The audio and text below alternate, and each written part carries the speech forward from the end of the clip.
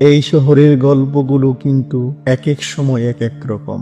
দিনের বেলাতে কোলাহলপূর্ণ শহর, রাতে হয়ে ওঠে নিস্তব্ধ। খুব বেশি যে কোলাহল রাতে পাবেন এমনটা নয়, রাত বাড়ার সাথে সাথে একেবারে শান্ত হয়ে যায় এই শহর। রাতে এই শহরের প্রতিটি রাস্তার ভিন্ন ভিন্ন গল্প থাকে, যেমন প্রতিটি ফ্ল্যাট এবং বাসা বাড়িতে ভিন্ন ভিন্ন গল্প লুকিয়ায়িত থাকে। কেউ হয়তো 2 মুঠো খাবার না খেয়ে ঘুমিয়ে পড়েছে, আবার কারো হয়তো খাবারের রুচি নেই বিধায় টেবিলের উপর খাবারটা পড়ে রয়েছে।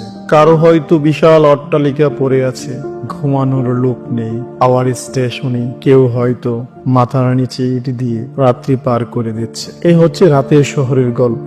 রাতের শহরও আরো হাজারো রকম গল্প থাকে। হাসপাতালের ইমার্জেন্সি বিভাগ এখনো খোলা রয়েছে, কে বা কার গল্পের সাক্ষী হবে বলে। চায়ের দোকানটাও এখনো খোলা রয়েছে, কিছু মানুষের কাপে চমক দেওয়ার গল্পের সাক্ষী হবে বলে।